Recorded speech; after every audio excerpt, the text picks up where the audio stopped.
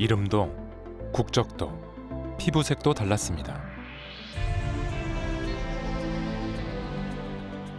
오로지 하나, 평화의 깃발 아래 모였습니다. I just thought it was, the thing to do. Somebody needed to get in there and straighten things out. 그들은 기꺼이 전장으로 향했고 유엔의 이름으로 두려움 없이 싸웠습니다.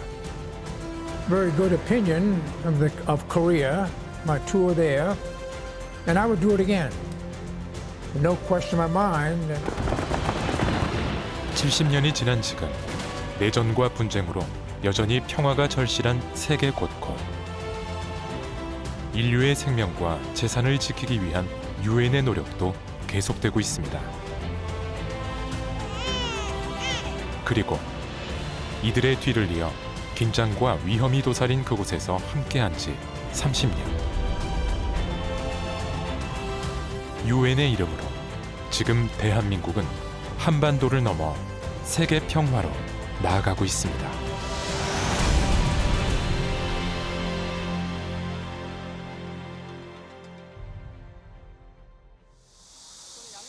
지난 7월 파병 전담 부대. 한빛부대 파병을 앞두고 각종 대형 장비들이 총출동된 공병 훈련이 한창입니다. 보르에서 망겔라, 보르에서 피보르에 해당되는 약 320km에 대한 도로에 대해서 저희가 보수를 실시합니다. 유엔 측에서 테스트 오더를 받아서 그거에 해당되는 과제들에 대해서 임무 수행하게 되겠습니다. 이들의 임무는 아프리카 남수단에서 유엔 평화유지군으로 활동하는 것입니다. 그래도 부지 정리하면 롤러가 길 다 주고 이어서 계속 나아갈게요. 네, 알겠습니다.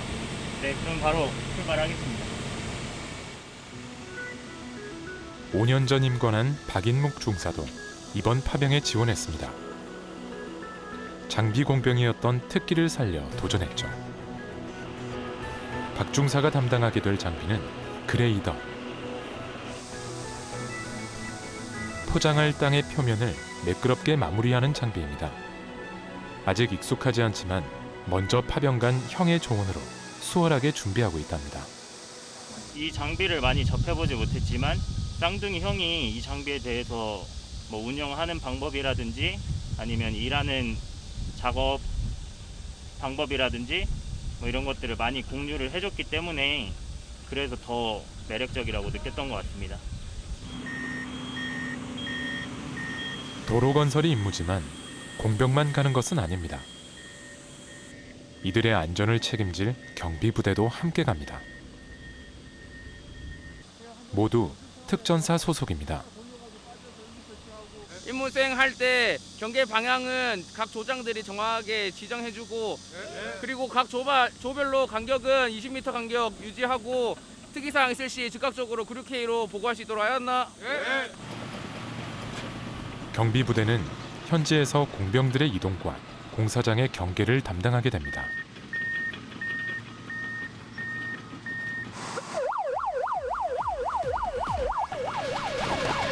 도로 공사 중에 이상 인원으로 인한 비상 상황이 발생했습니다. 환자 발생. 경계 근무 중 일어날 수 있는 비상 상황을 대비한 훈련입니다. 총상이 발생한 상황. 경비 요원들의 경계 아래 환자에 대한 응급 조치를 빠르게 취합니다.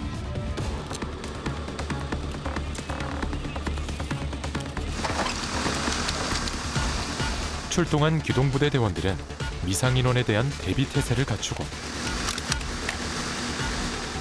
작업하던 공병들은 몸을 낮춘 뒤 제자리를 지켜야 합니다.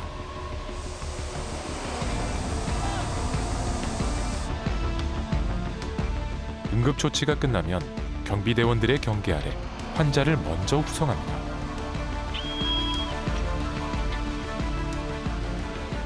공병 준비되면 출발할 것. 의무대 출발. 본민 탑승. 환자 다음으로 경비부대의 업무 아래 공병들이 장비를 철수시킵니다. 상황이 발생했을 경우 부대원들의 생명과 안전에 최우선을 두고 즉각적으로 반응하고 상황을 조치할 수 있도록 반복적으로 훈련하고 있습니다. 이번에 파병되는 한빛 부대원은 총 260명. 남수단으로 향하는 14번째 파병입니다.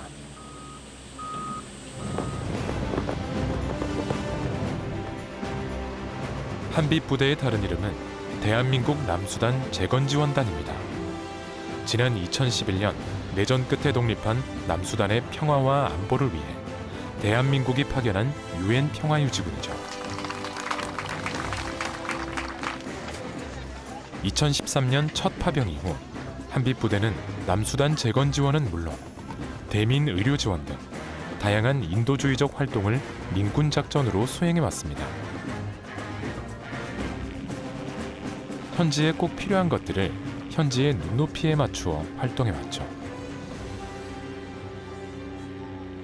The Hanbit unit has been very successful in providing direct support to UNMISS in the execution of our mandate. Key amongst the activities that they've been able to support is the development of a protection site. The ROC HMEX have also been able to provide us with direct support in ensuring that when we received a significant number of increase of troops from other countries to assist us with capabilities, engineering capabilities, to ensure that we can provide them with the necessary housing. 세상을 이끄는 환한 큰빛이라는 뜻으로 지은 한빛이라는 이름에 걸맞는 활동으로 한빛 부대는 신이 내린 부대라는 칭송까지 받았습니다.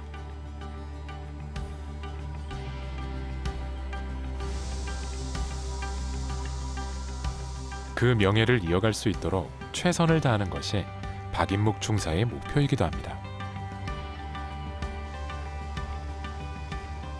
그래서 오늘도 도서관을 찾았는데요. 훈련 시간 이외에 연습을 할 수 없기 때문에 부족한 부분을 스스로 채우고 있습니다.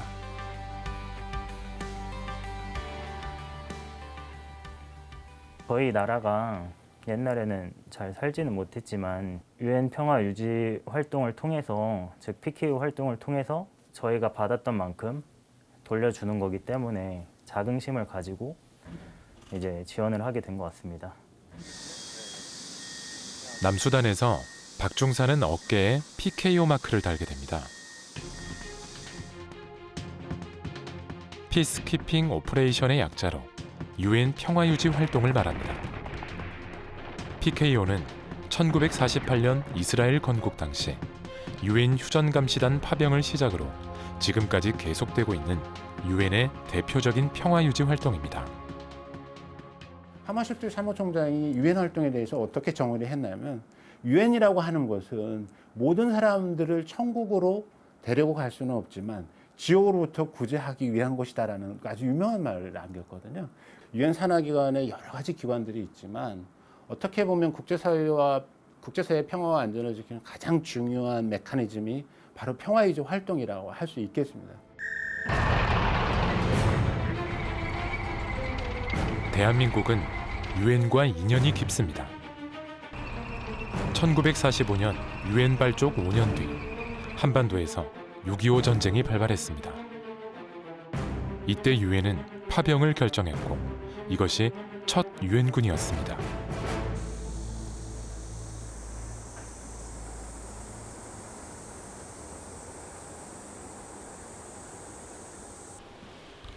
UN의 평화유지 활동을 만날 수 있는 UN 평화기념관. UN군의 첫 참전이었던 6.25 전쟁부터 현재까지 UN과 대한민국이 함께해온 역사를 볼 수 있는 곳입니다. 6.25 전쟁 때 연인원으로 유엔군이 195만 7,733분이 참전한 걸로 이제 공식 통계가 되어 있는데 그 당시에 부산항을 통해서 다 이제 유엔군들이 오시게 됩니다. 그래서 100만 번째 도착 유엔군 환영 행사. 당시 UN의 깃발 아래 한반도에 지원을 했거나 지원 의사를 표명한 나라는 모두 63개국에 이릅니다.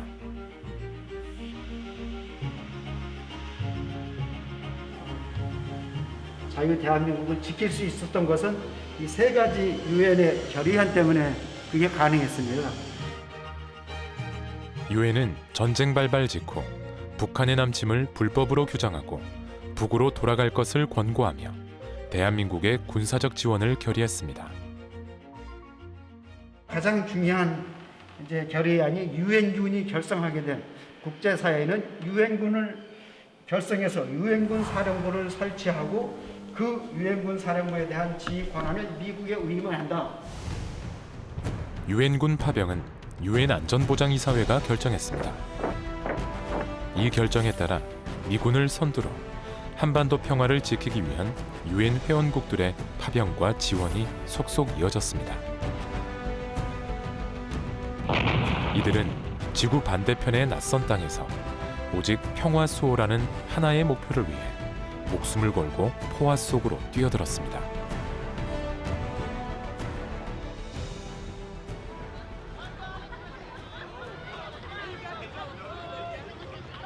총성이 멈춘 지 68년.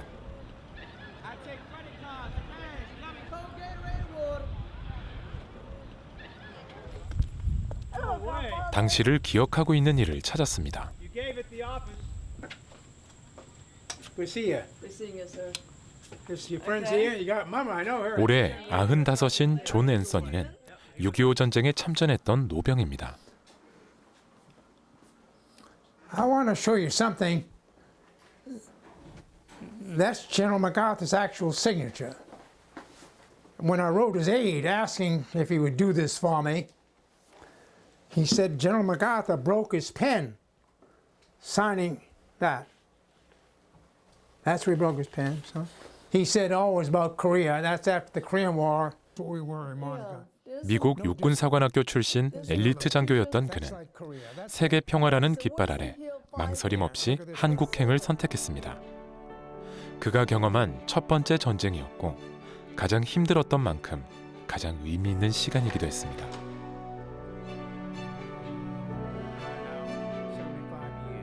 그 중에서도 장진호 전투와 흥남 철수는 지금도 기억 속에 깊이 각인되어 있습니다.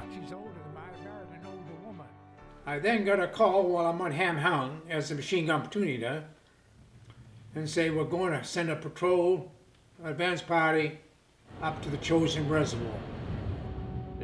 때는 겨울로 접어들고 있었고 거침없이 진군하던 미군은 허를 찌른 중국군의 포위돼 대대적인 퇴각을 단행해야 했습니다.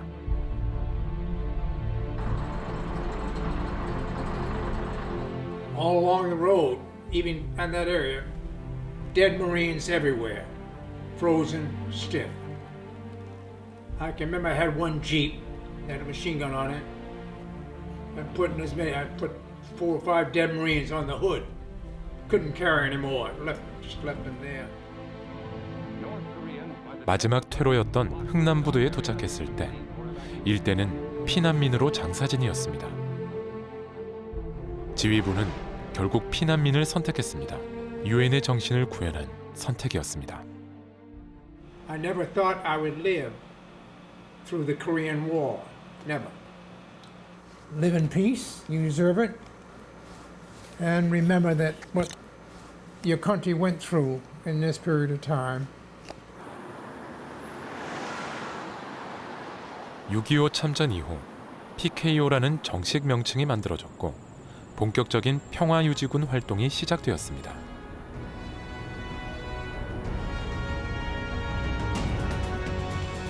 현재 유엔의 PKO에 참여하고 있는 국가는 총 24개국.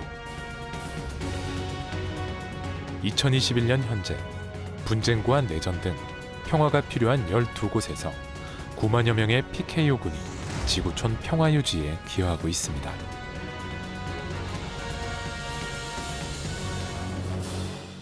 최근에 2000년대 들어서면서 이제 여러 가지 내전 상황들이 국가 간 전쟁보다 많아지다 보니까 예를 들면 그 내전으로 인해서 민간인들이 많이 그 사상자가 발생을 하게 됩니다. 그래서 이제 민간인 보호의 문제, 그다음에 법치 지원의 문제, 인도주의 지원의 문제, 선거 지원의 문제. 그야말로 과거에 비한다면 엄청난 과업이 이제 확장됐다고 볼 수가 있습니다. 그리고 30년 전 뉴욕에 자리 잡은 유엔 본부에서 열린 제46차 유엔 총회는 우리 대한민국과 북한을 포함한 7개국의 유엔 가입 승인을 결의했습니다.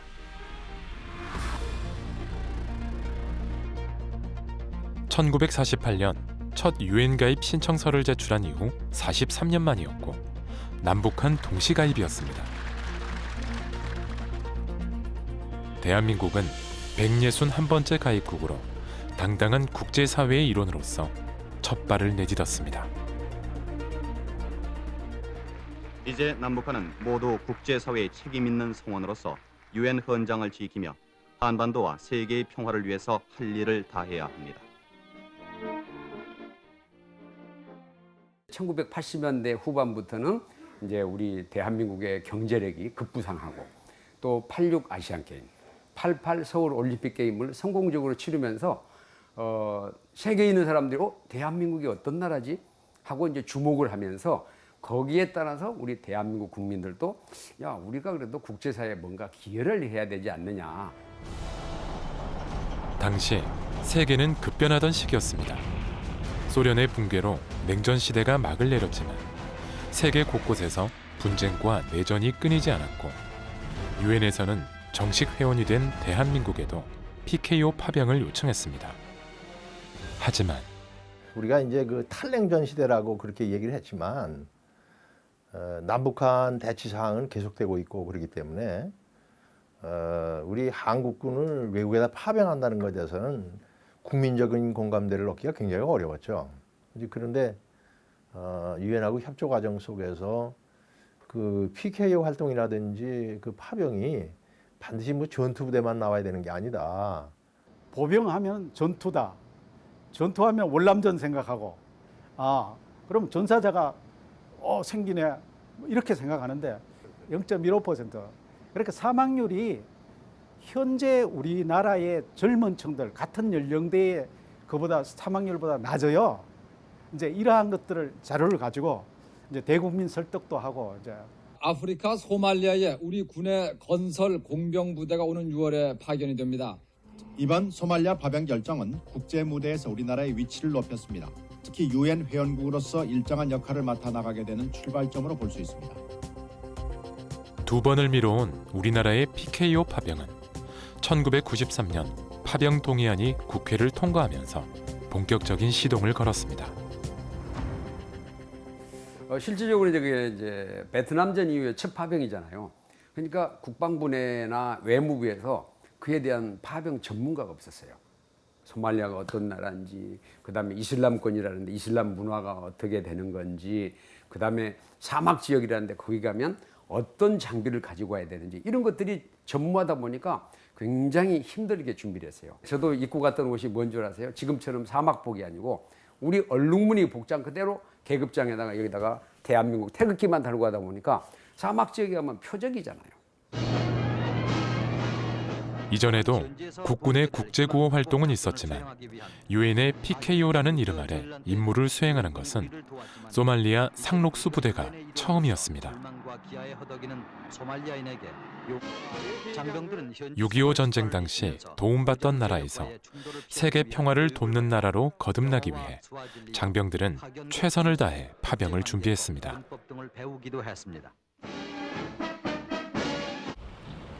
하지만 PKO 파병이 처음인 만큼 쉽지만은 않았습니다. 안녕하세요. 예, 안녕하십니까. 제가 전화 드렸던 백준욱 PD입니다. 예. 내리시자마자 찍어 죄송합니다. 장정훈 씨는 첫 파병 당시 상록수 부대장이었습니다. 지구본을 놓고 이렇게 돌려다 보니까 거기가 그 홍해 아덴만 하고 홍해를 통해 수에즈 운하를 통해 가지고 이렇게 나가는 주요 루트더라고요. 지정학적으로 위치도 찾아보고 그다음에 부대가 가다 보면 그 나라에 대해서 문화와 관습을 알아야만 되니까 거기에 대한 자료도 수집하고 또 이슬람 문화에 대한 책도 읽어보고. 상록수 부대 본대 192명에 가보지 않은 길이었습니다. 대한민국 국군의 이름으로 유엔의 깃발 아래 처음 하는 PKO 활동. 기대와 우려가 교차하는 만큼 자원한 192명의 어깨도 무거웠습니다. 상록수 부대장 장정훈 중령은 답사에서 한민족 특유의 인내와 하늘에서 내려볼 때는 굉장히 평안스럽게 보였어요. 길가에 보면 전선이나 이런 것들이 다 잘려져 있었어요. 상수도 라인 파이프라는 거 다 잘랐어요. 그러니까 자원이 없고 먹고 살 게 없으니까 사람들이 약탈을 하고 그걸 다 자르는 거예요. 힘이 있으면 그나마 무력을 가진 것은 그걸 획득해가 쓰는데 힘없는 여자나 아이들은 정말 굶어 죽거나 이렇게 버려진 거죠. 그래서 오죽했으면 신마저 버린 땅이라고 이야기했었죠. 당시 소말리아는 오랜 내전으로 피폐해질 대로 피폐해진 상태였습니다. 도착 직후 상록수 부대원들은 현지 적응 훈련과 함께 40도가 넘는 뜨거운 태양 아래 모래바람 맞아가며 주둔할 부대를 건설했습니다. 그리고 곧바로 평화유지 활동을 시작했습니다. 상록수 부대의 첫 번째 임무는 발라드부터 조아르까지의 61km 구간에 도로를 건설하는 것이었습니다.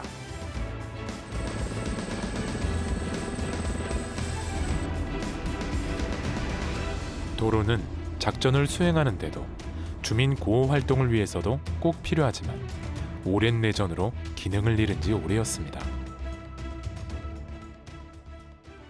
도로 상태가 안 좋으니까 미군들하고 독일군 다른 작전 수행하는데 많은 애로가 있었던가 봅니다.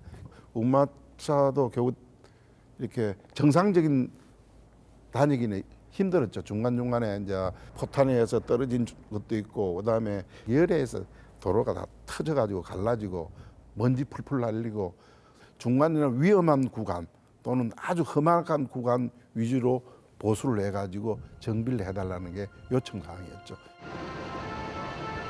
이를 위해 연인원 2,700여 명, 장비 1,360대를 투입해 5개월 만에 임무를 완수했습니다.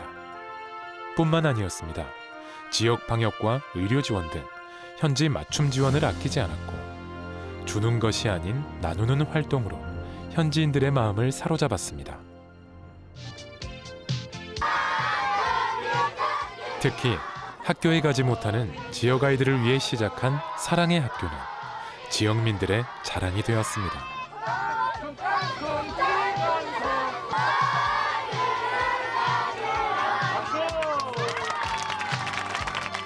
aad baan ugu mahadnaqaynaa ummadda kuuriya saraakiisha kuuriya ee joogta xeradan hiilweyne maxaa wacay ubadkii soomaaliyeed ee dalanbaabiga ahaa ama ku dhibaataysnaa xerada horteeda orordi jiray ee ciyaala suuqa ahaa ayaa waxay u fureen dugsi lagu barto 3 luuqadood luuqadda kuuriya luuqadda ingiriisiga iyo luuqadda soomaalida aad baan ugu mahadnaqaynaa.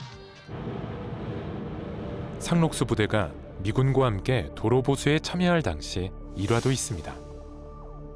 시장통 지역을 지나는데 어린애가 돌 들고 와서 던지려고 사막색 위장복을 입으면 던지려고 하다가 어른들이 꼬레야 하니까 걔가 돌을 딱 놓고 나서 손을 흔들면서 가다가면서 웃으면서 사람의 몸짓하는 걸 보고 아 이런 작은 신뢰관계가 구축돼가지고 선의의 행동이 우리한테 돌아오는구나. 마음과 마음이 통하면 신뢰가 됩니다. 평화의 시작은 그 마음으로부터 싹트는 것이었습니다. 대한민국 이제 국군은 저는 특별한 어떤 그런 그 PKO 파병이라든가 다국적 활동도 마찬가지인데 민군 작전에 대한 성공 DNA를 갖고 있는 것 같아요. 애국 사람들이 보면 야 대한민국 국군 참 유니크하게 참 잘한다. 그 뭐냐면은 우리는 옛날에 전쟁을 치러봤잖아요. 그래서 그 어떤 그 약소 국가 국민들의 어떤 정서를 이해하면서 우리가 정을 베풀면서 합니다. 그리고 이 어떤 그 지역에서 또는 국가에서 필요로 하는 그 임무를 참 식별을 잘 해가지고 유엔에서 주어진 임무 플러스 알파를 잘 찾아내서 그걸 해주니까 너무너무 좋아하는 거예요. 이후에도 대한민국의 세계 평화 유지 활동은 계속되었습니다. 1999년에는 인도네시아로부터 독립한 직후 혼란한 상태였던 동티모르에 최초의 보병 부대를 포함한 400여 명의 상록수 부대를 파병했고 4년간의 임무를 무사히 마쳤습니다.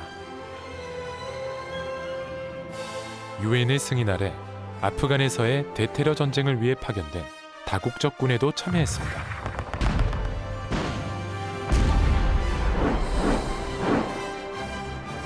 대한민국은 공병이었던 다산 부대와 의료지원단이었던 동이 부대를 파병하여 4년 동안 아프간 현지에서 주민들을 위한 대민 지원을 담당했습니다.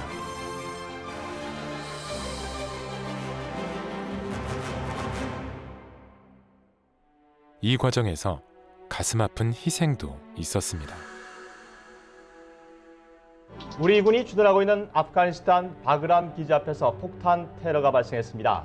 우리 병사 1명을 포함해 적어도 19명이 숨지고 11명이 다쳤습니다. 희생자는 다산 부대에서 통역병으로 근무하던 윤장호 하사였습니다.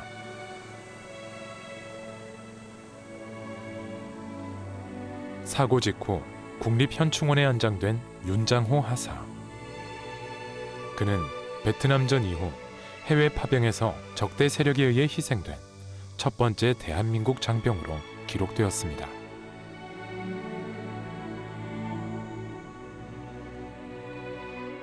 또 다른 안타까운 희생도 있었습니다.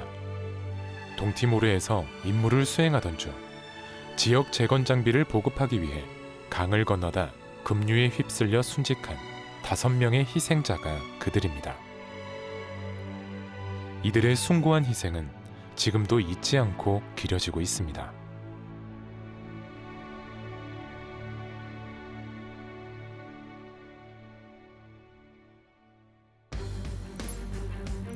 대한민국 국군의 세계 평화 유지 활동은 1993년부터 2020년 8월까지 총 56,829명이 참여하여 세계 평화에 기여하는 또 하나의 역사를 만들었습니다.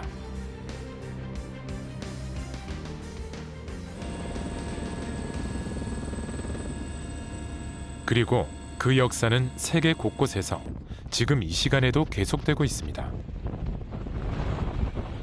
서부 사하라에 파병된 이준기 소령도 그중 한 명입니다. 충성! 저는 서부 사하라 티파리티 팀 사이트에서 임무 수행 중인 이준기 소령입니다. 만나서 반갑습니다. 이준기 소령은 모로코 남쪽 서부 사하라의 유엔 산하 정전 감시 및 선거 감시단에서 임무를 수행하고 있습니다. 부대 단위가 아닌 개인 자격입니다. 서부 사하라는 모로코와 폴리사리오 두 나라가 30년 넘게 소유권 분쟁을 하고 있는 곳입니다. 지금 바깥에 보이는 대로 저희가 있는 팀 사이트는 암석이 많은 지형으로 8시간 정도 정찰을 하는데 보통 일주일에 한두 번씩은 타이어에 펑크가 나서 타이어를 갈아야 되는 상황이 생기고 이준기 소령의 임무는 분쟁 접경 지역을 순찰하고 정전 협정 준수 여부를 확인하는 것. 오늘도 문제가 발견됐습니다. 지금처럼 바깥에 보이는 미확인 물체나 실외 혹은 박격포 등으로 보이는 물체를 발견할 경우에는 신속히 차량을 멈추고 차량에서 떠나지 않은 채 페트롤 리더의 통제에 따라서 욱소 마킹 킷을 통한 보고 절차를 시행하게 됩니다. 해체팀을 위해 미확인 물체의 위치를 표시하는 것까지가 이소령의 임무입니다. 실외나 미확인 물체의 확인 방향을 표시를 하고 다른 차량들이 표식을 발견해서 동일한 피해가 발생하지 않도록 조치를 한 후에 신속히 본부로 보고를 하고 양측 국가에서 합의한 협정에 따라서 유엔에서 지뢰를 제거하거나 한 측에서 각 국가에서 지뢰 제거하는 절차를 시행하게 되고 지난 10개월간의 소감을 물었습니다. 한국에서 뉴스를 봤을 때는 저는 그렇게 분쟁이 전 세계적으로 많은지 몰랐는데 여기에서 아랍권 뉴스를 보게 되면은 항상 아프리카의 어떤 나라에서 누가 쿠데타를 일으키고 누가 분쟁을 일으켜서 죽었고 그러므로 또 다시 제가 여기 있음으로 인해서 현재 모로코와 폴리사리오 간의 분쟁에서 작은 분쟁은 있지만 그래도 살생을 방지하는 역할을 할 수 있어서 그런 부분을 아주 자랑스럽게 생각하고 있습니다. 멀리 떨어져 계셔서 가족들이 제일 보고 싶을 것 같은데 안 보고 싶으세요? 마지막으로 가족들에게, 딸에게 한 말씀 해주세요. 이게 한국말로 이렇게 가족 얘기를 하는 경우가 별로 없다 보니까 이런 감정을 생기는 경우가 별로 없었는데.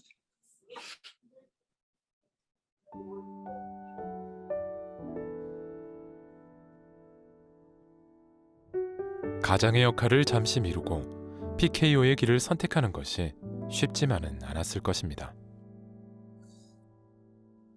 사랑하는 우리 영민이 와이프하고 딸 제인이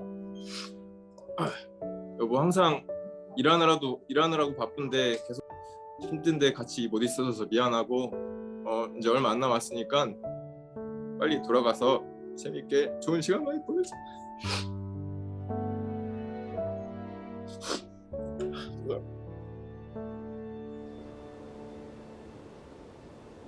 부대 파병부터 개인 파병까지 우리나라는 체계적인 교육 시스템을 갖추고 있습니다. PKO 교육과 전문가 양성을 담당하고 있는 국제평화활동센터.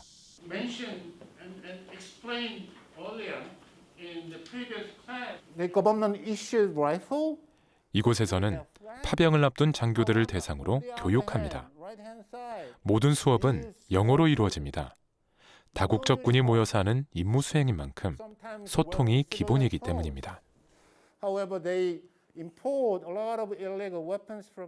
우리 센터는 먼저 개인 파병 및 부대 파병자에 대한 교육, 둘째는 분쟁 지역에 대한 연구, 세 번째는 국방부에서 추진하고 있는 PKO 정책에 대한 정책적 조언을 저희들이 하고 있습니다.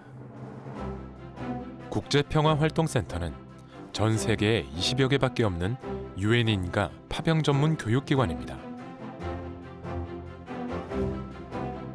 아시아에서는 유일합니다. 때문에 동남아 각국의 장교들도 국제평화활동센터를 찾아 교육을 받습니다.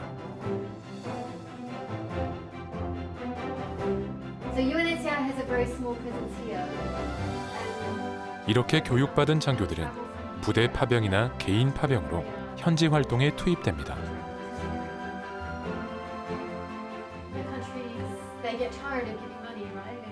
부대 파병이 되는 경우는 어떤 경우냐면 예를 들면 국가 간의 무력 분쟁이 진행 중인 상황이거나 아니면 어느 한 국가에서 내전이 이제 발생을 했을 때 군사력을 양측을 분리해 놓을 필요가 있을 경우 우리는 이제 전문적으로는 평화 강제라고 얘기를 합니다. 그럼 평화 강제가 요구될 때는 주로 부대 파병을 통해서 유엔 평화 유지군이 어떤 중립적인 완충지대를 형성하게 되죠. 이제 개인 파병 같은 경우에는 주로 국가 간 분쟁에서 평화 협정이 체결되고 난 이후에 정전 감시 임무를 주로 파병이 됩니다.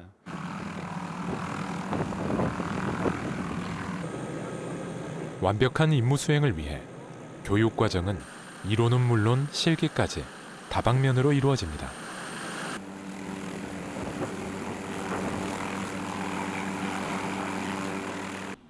언제 거기를 가신 거예요? 임상우 대위 역시 이런 교육을 이수한 뒤 파병되었습니다.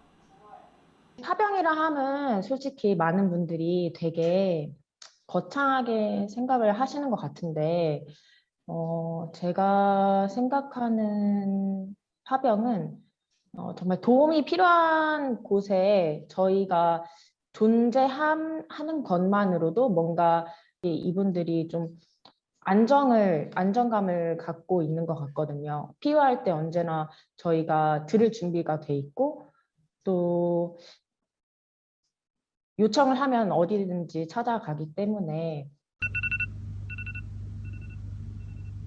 임상우 대위의 하루는 새벽 4시에 시작됩니다. 파키스탄 카슈미르 지역에 주둔하고 있는 임 대위는 인도 파키스탄 정전감시단 임무를 맡고 있습니다.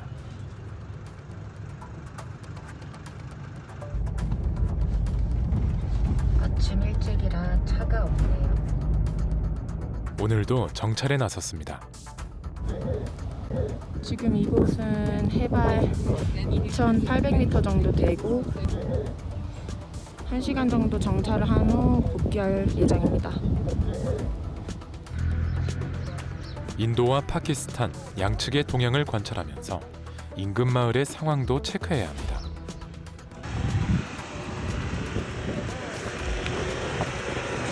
임무 수행의 가장 큰 난관은 열악한 도로 상황입니다.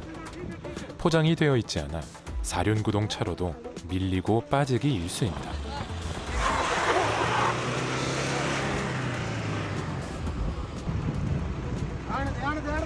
이렇게 고생을 자처한 이유가 무엇일까요? 유엔군에 중요하다고 저는 판단이 돼요. 왜냐면 저희가 평소에 뭐 임무를 나갈 때 그 방문 지역에 미리 사전에 예고를 하고 방문을 하거든요. 그러면은 이제 주민들 얘기를 들어봤을 때는 뭐 하루 전에도 포가 떨어졌다. 아니면 뭐 이틀 내내 포가 떨어졌다 이런 증언들도 있었는데 저희가 방문하는 그 시간대에는 정말 평화롭고 아무 일도 일어나지 않기 때문에 많이 방문하고 자주 돌아다닐수록 저희가 가는 지역에서는 짧은 그런 평화가 있다고 그렇게 판단을 됐고 그런 거 봤을 때 저희가 꼭 중요한 존재라고 그렇게 생각이 들었습니다. 70년 넘게 계속되고 있는 갈등의 현장. 유엔 평화 유지 활동이 아니었다면 지금 이곳은 총성으로 어지러웠을지 모릅니다. 이렇게 세계 곳곳의 분쟁 지역에 개인 자격으로 파병된 국군은 2021년 1월 기준 34명. 이 역시 PKO 활동의 일환으로 세계 평화를 지키는 파수꾼들입니다. 해외 파병되어 있는 병력들을 보면 뭐라 하냐면 대한민국 대표선수라고 얘기를 합니다. 우리 국민들이든지 우리 국가의 위상을 높이기 위해서도 그렇고 개인을 위해서 그렇고 국제사회에서 저희가 어떻게 국제사회에서 활용을 하고 또 이런 활동을 해야 된다라는 것을 경험할 수 있는 아주 소중한 기회가 마련되는 곳이니까 다른 국가에서 진행되고 있는 상황이랄지 훈련이랄지 역량이랄지 이런 것들을 서로 비교해 볼 수 있어서 우리의 위치가 어느 정도인가를 가늠을 할 수가 있고 이와 동시에 우리의 역량을 또 이제 구축할 수 있는 측면도 있고 이런 측면에서 굉장한 그 경험을 축적하는 그런 요인이 될 수 있다고 봅니다. 꼭 PKO가 아니어도 우리 국군은 다양한 방법으로 국제 평화 활동에 참여해 왔습니다. 이라크 자이툰 파병을 자원했던 김준석 씨. 그에게 파병은 특별한 경험이었습니다. 자이툰 부대 1진이고 해병대 병 960기로 이제 갔다 온 김준석이라고 합니다. 네. 이라크 자이툰 민사재건 부대는 유엔 안보리의 결의로 만들어진 다국적군에 참여하기 위해 창설되었습니다. 이라크의 평화 정착과 재건을 위해서였습니다. 바그다드 가자마자 저희는 그 현지 차 타고 그 미군 험비 그 호위아에 또 들어갔거든요. 그때 막 총격 일어나고 막 그랬었어요. 근데 저희는 이 발포권 이게 이제 공격권이 없기 때문에 저희는 후방으로 빠져서 돌아가는데 이게 막 진짜 이게 전쟁터구나 막 터지고 막 이런 게 진짜 그냥 눈에서 보이더라고요. 서희 부대, 제마 부대에 이어 이라크에 파병된 자이툰 부대는 아르빌 지역에 주둔하며 지역 재건과 치안군 양성, 각종 시설 신축 및 의료 지원 등 다양한 활동을 전개했습니다.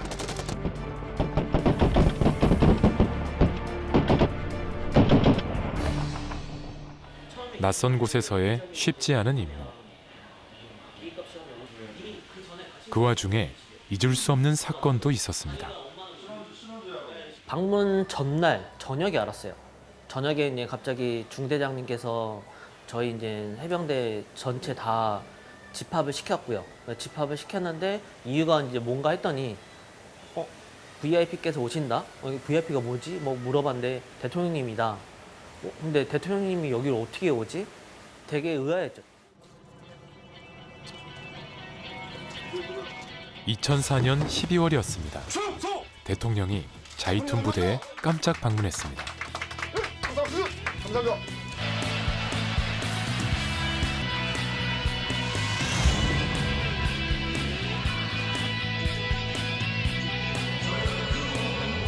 와보니까 또 한 번 그 우리 한국 군대의 능력이 증명되는 것 같습니다. 여러분이 그 흘린 땀이 하나하나 그것이 다 대한민국의 국력으로 축적돼가고 있다는 것을 여러분 확실하게 믿으십시오. 돌아가실 때 옆으로 줄을 서서 박수를 치고 제 앞으로 지나가는 순간 김준석 씨는 대통령 품에 안겼고 이 장면은 전파를 타고 고국까지 전해졌습니다.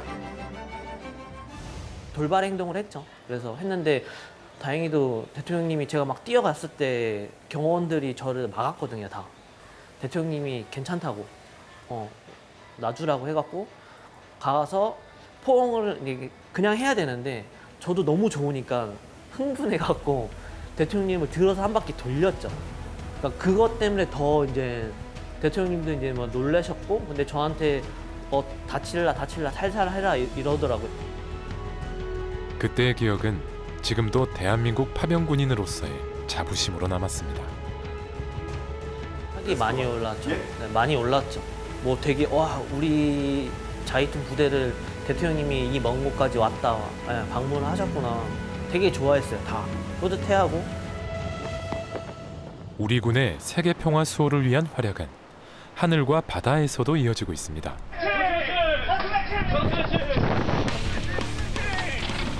2009년부터 소말리아 해역에서 활동 중인 청해 부대는 파병 직후 덴마크 상선을 구조했습니다.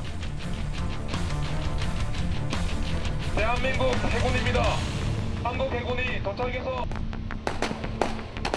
청해 부대는 2011년 또 한 번의 신화를 씁니다. 당시는 3호 주얼리호가 소말리아 해적에게 피랍된 위급한 상황.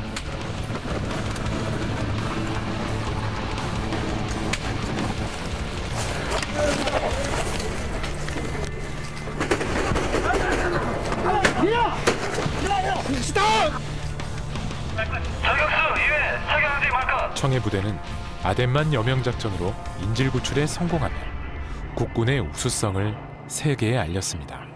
이제 한국 군대에 대한 아주 우수성, 어떤 작전에 있어서 효율성, 효과성 이런 부분들을 감안해서 평화유지요원 파병을 요청한 것으로 기억이 납니다. 이제 그 정도로 우리 군에 대한 굉장히 그 우수한 재원과 인력 이런 부분들에 대한 국제사회 평가가 높다고 생각이 들고요. 우리의 그 PKU 요원들이 단순하게 그 평화유지 활동 이외에도 인도 지원 작전이라든지 어떤 민사 작전을 통해서 그 지역에 있는 주민들에게 실적으로 도움을 줄 수 있는 활동을 많이 하고 있는 것으로 정평이 나 있습니다.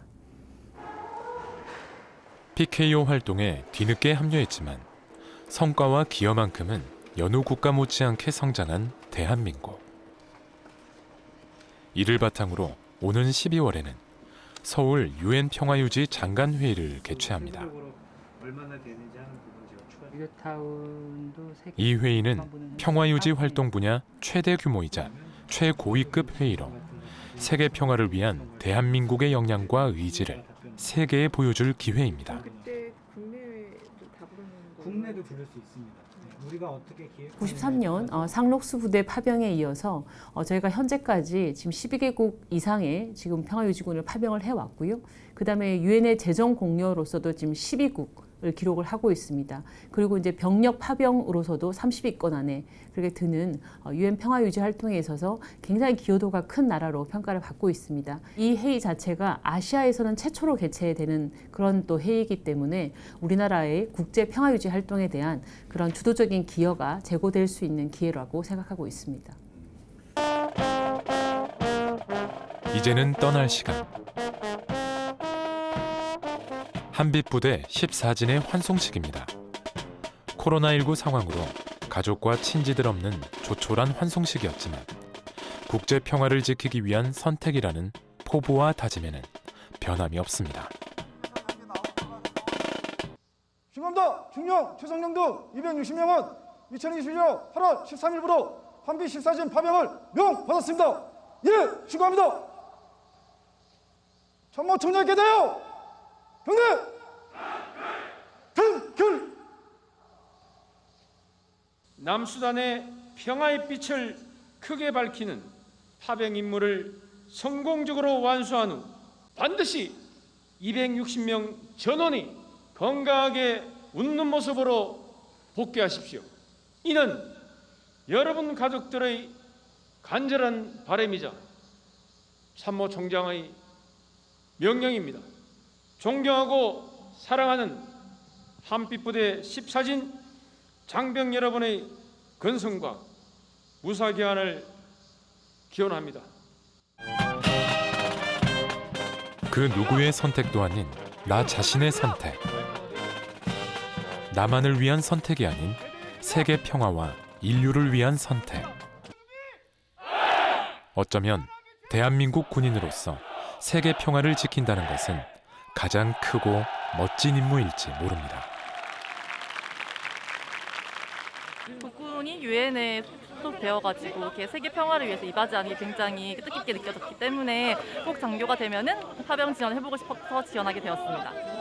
아프리카 이제 열악한 환경에서 지금 고통도 받고 열악한 환경에서 살고 있는 그 분들에게 제 재능을 조금이나 나눠주고 싶은 마음에 한국이 6.25 전쟁으로 폐허가 됐을 때 세계에 많은 도움을 받았는데 이제 저희가 선진국이 된 만큼 그 대갚아 줄 때가 왔다고 생각합니다. 코로나 때문에 이제 만나지도 못하고 이렇게 가게 되었는데 임무 완수하고 이제 잘 복귀하도록 하겠습니다. 파이팅 하겠습니다. 강결! 키워주셔서 감사하고 앞으로 더 열심히 해가지고 우리 가족 지켜낼게. 사랑해. 잘 다녀올게. 사랑해. 엄마 아빠! 사랑하고 있어! 세계가 지켜준 평화를 씨앗 삼아 더 큰 평화의 발걸음을 내딛고 있는 대한민국. 세계 평화를 지키는 일에 예외가 있을 수 없습니다. 그래서 오늘도 대한민국 국군 900여 명은 세계 곳곳에서 세계 평화를 향한 여정을 이어가고 있습니다.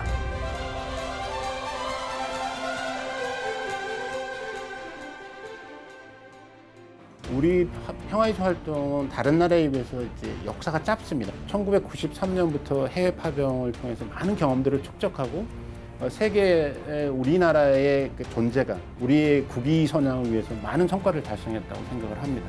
최초 파견이 소말리아지만 지금은 이제 여러 PKO에 우리가 참여도 하고 앞으로도 참여할 겁니다. 그럴 때마다 우리 이제 후배들은 여러분 자체가 대한민국을 대표한다는 이러한 긍지와 자부심을 가지고 한다면 세계인들이 우리 대한민국을 다시 보게 될 겁니다.